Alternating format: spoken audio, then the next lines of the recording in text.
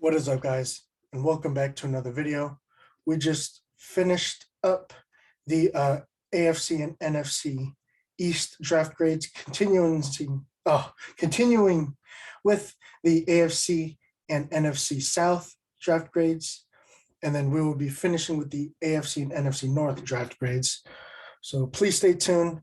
If you're a first-time viewer, please click that big red subscribe button. If you're returning or new as well, please like, share, and comment what you want to see next, what you like, what you didn't like, what do you think is going to happen about this, about that, trade moves, or just about your day in general. Like to keep it classy, you know what I mean? Let's keep going. Let's keep it moving. We're going to go with the division losers first, all the way continuing to the division winners who I showed last and everything else in between. Let's get started with the AFC South. And I have the Houston Texans in last place, but with one of the best drafts in the class at a B+.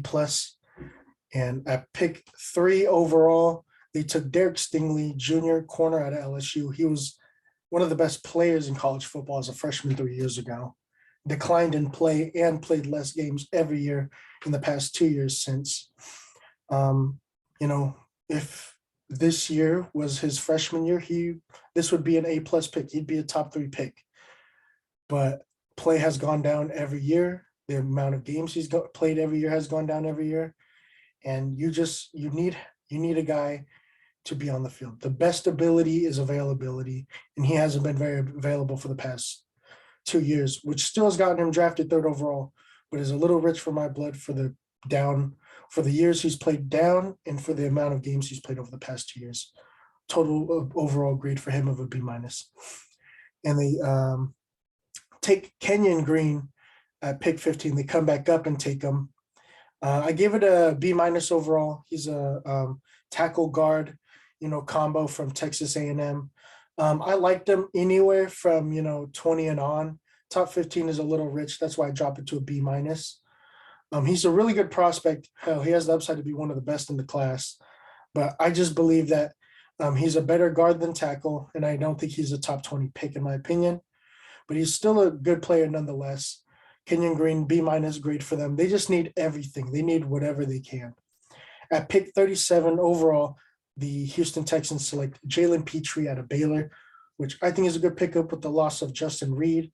But I think Petrie's a little bit more of a hybrid guy. He's a little bit of that TJ Ward. He's a little bit of reminds me a little bit of Quandre Diggs actually right now. His style of play reminds me a lot of Quandre Diggs. Really good safety pickup. He's going to play free safety or strong safety for them. Just depends on what you want to line him up on. And I picked 44. They take John Mechie III out of Alabama, who in my opinion is maybe the second best pure slot receiver in the draft. Super productive, did tear his ACL late in the season, but I expect him to make a full return by the end of this season. And I think year 2 is when we should expect John Mechie to really be John Mechie. Pick 75, they take Christian Harris out of Alabama, who I give an A+ grade. I have him anywhere from the early 2nd to the early 3rd. So here in the mid 3rd, I got him taking it. It's going to be a starter pick. He's going to be a starter in the 3rd. A+ value. Fell a lot farther than I thought. But he's a plug and play traditional Alabama backer. If he came out, next year, who knows? But I think he's very reminiscent of his counterpart in Alabama, Dylan Moses, who just the injuries are what really derailed him. But Christian Harris has been able to stay healthy. So 3rd round value is really, really good value. It's one of the bigger steals at linebacker in this year's draft. Pick 104, one of my favorite running backs in this draft class, Dameon Pierce out of Florida. I gave it an A- grade up in the 4th round. I think that Texans could have went somewhere else here. They could have taken a stab at, maybe an edge rusher here. They took one of the next pick. But Dameon Pierce is a really good back. I think Houston is in dire need of, youth at the running back position, and I think that he's going to help a lot.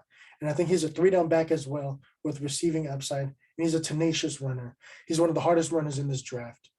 At pick 150, Thomas Booker out of Stanford. He's a mover on the defensive line. He can play anything from nose tackle to 5 tech. Gave it an A+ pick. One of the big steals on the defensive line in this draft. He's a big mover. I think he could have went anywhere from the 2nd to the 3rd. So falling all the way to 150 is an A+ steal. And then Tegan Quintoriano out of Oregon State. Hopefully I didn't ruin your last name, man. Really athletic guy, light on his feet, a big receiver. At pick 170, it's a stab at playmaker. I like Brevin Jordan a lot. He's going to be your number 1 from now on. So I don't understand taking a tight end in the 5th round. Maybe as a number 2, maybe as a developmental number 2 guy if you want to run 2 tights. But he's going to come in and battle for number 3. And we'll see if he makes the team. Austin Deculis out of LSU, hopefully, or Deculis. Hopefully I pronounced that right. Out of LSU, shot in the dark in the 6th, 7th round at alignment, never hurts. Solid D+ grade to round off the B+. I really liked the middle of the draft. I loved the Petrie, Mechie, Harris, Pearson, Booker picks. Stingley, a little rich for my blood. Kenyon Green trading all the way up, a little rich for my blood. And then Quintoriano and Deculis is just their picks and shots in the dark at tight end and lineman in the 5th and 6th. Moving on to the Jacksonville Jaguars, who had the worst draft in my opinion. I gave them an F+ overall. I love some of the prospects, but not the values they were drafted at. Trayvon Walker, number 1 overall, who was a surprise for me. I thought it was going to be Aiden Hutchinson, who I would have given A+. Kayvon or Aiden Hutchinson would have been both A+. Evan Neal might have been a B+ because of the tag, maybe an A- because I like him a lot, but Ekim at number 1 would have been a B. I would have rather them taken maybe Garrett Wilson at 1, Ahmad, or even Derek Stingley at 1. Yeah, those guys would have been better than Trayvon Walker at 1. But Trayvon Walker, really good edge guy. Out of the top 5, it's a B+. It's a B+. Out of the top 10, A+ from there on. Trayvon Walker, edge out of Georgia. They say linebacker, but I think he's a pure defensive end. C- grade still. I liked it. I like him a lot. The upside is there, but upside is, if you're betting on upside, you're betting on dry bones, man. Almost. You gotta give some life. So this coaching staff doesn't have too much life. So we'll see what they could do with what a young Trayvon Walker is going to give them. I like the guy, don't like the value, C-. Pick 20, I do like them coming up and taking Devin Lloyd with the loss of Miles Jack. They do need a number 1 backer, and Devin Lloyd's going to be that guy. Super athletic. 20th pick is right in that A- grade for me, but I gave it a B+ because they had to come up and get him. If they traded out to even number 10 and taken Devin Lloyd, I still would have given that a B+. And I still would have given their future, their other pick probably a higher grade if it wasn't a guy like a Trayvon going that high. But B+ grade for Devin Lloyd. I like him a lot. He's my number 1 backer. Pick 65 in the 3rd. Luke Fortner, F+. This is one of their worst picks of the draft. He's not a top 10. He's not a top 10 interior, interchangeable guy. He's not one of these tweener. He's not a top 10 tweener for me. He's not a top 10 center for me. So taking him here, pick 75 in the 3rd, absolute F grade. Pick 70 though, gave you a little life. Chad Muma out of Wyoming. I love the double dip. You do need a 1 and a 2, and Muma will battle for the number 2 job. Uber athletic. If they just went with Muma instead of Lloyd coming up and taking Lloyd at 20, I would have gave this pick a B+. But I do love them both. I think they could, in 3-4 years, they could be the best linebacker duo if they really come into full potential of what they can do. I love Muma, really athletic, really great in space, really, really instinctive. Pick 154 in the 5th round. They take Snoop Connor, running back out of Ole Miss. I don't see it. Your running back room is so crowded. I don't see you taking a running back till the 6th or 7th, especially in the 150s area. I can't excuse this pick, F-, one of their worst in the draft. Gregory Jr., cornerback out of Wichita Baptist. Hope I said that right. This is one of the coach's guys. I gave it F minus. He's not even. I haven't even watched a lick of tape on this guy. Haven't even heard of the guy, to be honest. But I do like the Monteric Brown pick at Arkansas. I saw him flash a little bit when I watched a couple Arkansas guys later in the draft season. Picked 222 in the 7th round. C minus. Yeah, I had him in the 6th, 7th round. But need at corner isn't the biggest for me, in my opinion. I would have maybe went with, one of the bigger receivers that are left, like a Justin Ross, maybe here to try and round out and give you some size for Trevor Lawrence and some familiarity. But don't knock that last pick. But the Jaguars do get an F plus overall. I only really like the Devin Lloyd pick. I was okay with Monteric Brown, Trayvon Walker, and Chad Muma, but it was just big swing and misses for the rest. There's a big swing and miss on a guy like Snoop Conner, Gregory Jr., and Luke Fortner. I just can't excuse the value in the picks for me. I have the Indianapolis Colts here with a C plus. Their first pick wasn't until the 53rd overall pick in the 2nd round, who they took Alec Pierce, who I think is really good. 6'3", vertical jump ball guy out of Cincinnati. He's going to be a big help for their next quarterback. I don't think Jimmy G is going to be, the deep ball thrower that Alec Pierce is going to really thrive under. I thought if Kansas City took him, he would really thrive as a big body vertical threat with Kansas City with Mahomes and Kelsey. But, they snag him here at 53. Really good grade, B plus. He's going to help their next quarterback. Pick 73 in the 3rd round. They take Jelani Woods, tight end out of Virginia, one of my guys, 6'7", 260, runs 4.5, uber athletic. Yes, they have Mo Alley Cox and Kylan Granson, who I like a lot. But the retirement of Jack Doyle opens up room for their 3rd tight end, and he's going to battle for number 3. He's going to battle for number 1 with Mo Alley Cox. So we'll see what Jelani Woods can do in year 1. Pick 77, Bernhard Raymond. This is where I had him, late 2nd to 3rd. So I'll give it a B plus, tackle from Central Michigan.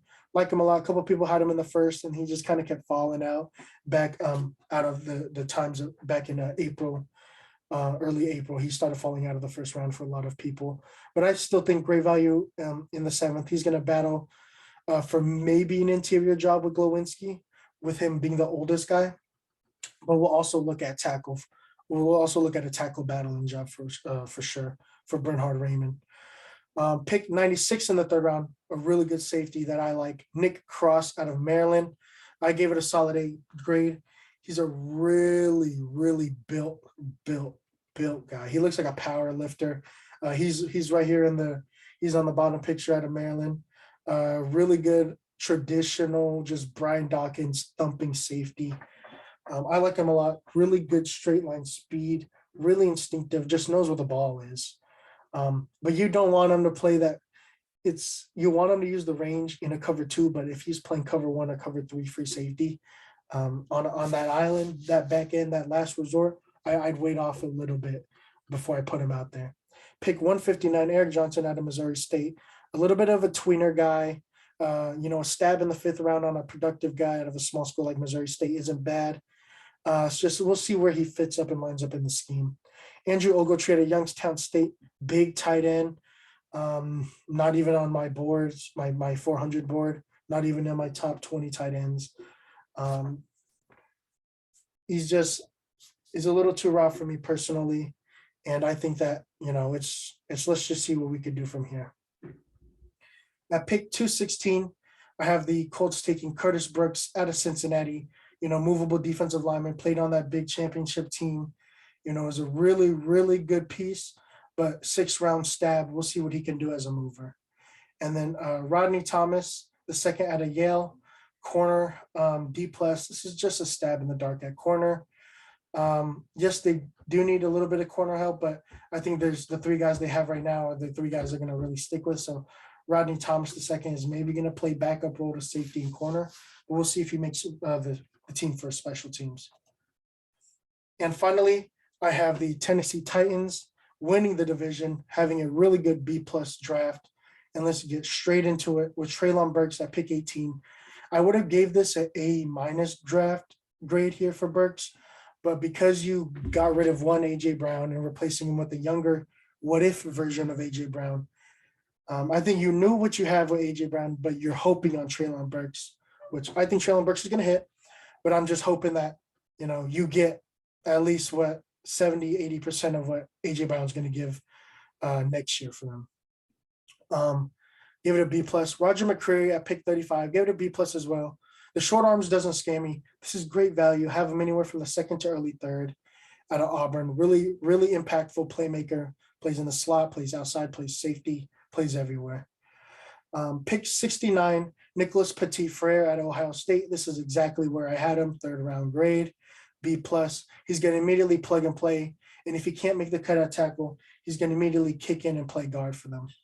At pick 86, the Tennessee Titans trade up and take Malik Willis out of Liberty. This is an A- grade. I only didn't give it an A+ because I think Tannehill is really feasible as a starter right now. And I think he doesn't turn over the ball enough to really take your team down, but he's going to carry this team with Henry. But I think Malik Willis is a great pickup, great prospect. And I think in a year or two, he's going to really hit. And I think Malik Willis is going to really take this league by storm. Pick 134, Hassan Haskins, one of the short yardage situation guys that are really good in college. That could relieve Derrick Henry and probably will relieve Derrick Henry on third downs if it gets a little bit, if the drives get long. And I think Haskins has good long speed and great vision and great balance. Really good, underrated, good value here. B- grade. Chigozin Okonkwo, tight end out of Maryland, super fast. The fastest tight end at the draft by a mile. At pick 143 in the fourth. Good pickup. They do need tight end help, and I think he's going to plug and play in battle for the number one job. Can play in the slot as well. I love the Kyle Phillips pick at pick 163 in the fifth round. Slot receiver out of UCLA. I think he's going to make a big impact as well as Treylon Burks. You have a big slot guy and you have a small slot guy. Let's see where they plug and play, and let's see if Treylon Burks finds a little bit more outside time. Theo Jackson out of Tennessee. I gave that overall grade a solid C out of Tennessee. I like them, physical guys. Defensive backs out of Tennessee are very versatile and very good and very physical. I like him a lot. It's not a dart in the sixth. It's good value right here. And I think that he's going to fight for maybe a fourth corner job and maybe a third safety job on this team. Chance Campbell out of Ole Miss, a really productive guy. Just missed some time and is just didn't carry and pop on the defensive side of the ball as much as, some of the other guys that we saw, some of the DBs that we saw earlier in the draft. And that is the AFC South rounding up. Thank you guys for tuning in. Please subscribe, like, comment, and share the video. Comment what you want to see next, what you would do differently, and what you think about your team. Anything helps. All the love and support. Thank you for all the views. And we'll get to the NFC South draft grades in our next video. Thank you for tuning in, and we'll catch you guys on the flip.